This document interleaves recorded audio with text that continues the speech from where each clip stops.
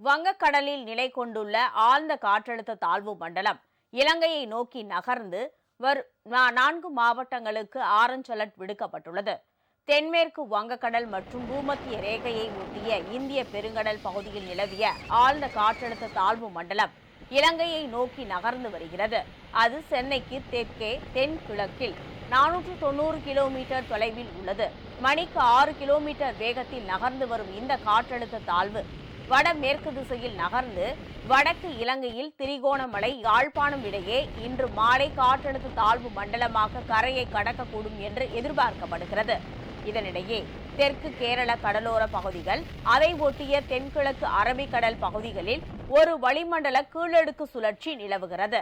இதன் காரணமாக தமிழக கடலோர மாவட்டங்களில் பெரும்பாலான இடங்கள், உள் மாவட்டங்களில் ஒரு சில இடங்கள் மற்றும் புதுச்சேரியில் இன்று இடி மின்னலுடன் மிதமான மழை பெய்ய வாய்ப்புள்ளதாக வானிலை மையம் தெரிவித்துள்ளது.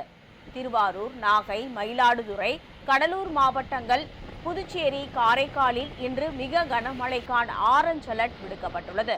இதையடுத்து கடலூரில் தேசிய பேரிடர் மீட்பு படையினர் தயார் நிலையில் நிறுத்தப்பட்டுள்ளனர். வானிலை மைய எச்சரிக்கையை தொடர்ந்து தூத்துக்குடி மாவட்டத்தில் மறு அறிவிப்பு வரும் வரை விசைப்படகு மற்றும் நாட்டுப்படகுகள் இன்று முதல் கடலுக்கு மீன்பிடிக்க செல்ல வேண்டாம் என அறிவுறுத்தப்பட்டுள்ளது. இதைத் தொடர்ந்து தூத்துக்குடி விசைப்படகு மீன்பிடி துறைமுகத்தில் சுமார் 270க்கும் மேற்பட்ட விசைப்படகுகள் மீன்பிடி துறைமுகத்தில் நிறுத்தி வைக்கப்பட்டுள்ளன. இதன் காரணமாக மாவட்டம் முழுவதும் சுமார் 10,000க்கும் மேற்பட்ட மீனவர்கள் கடலுக்கு செல்லவில்லை.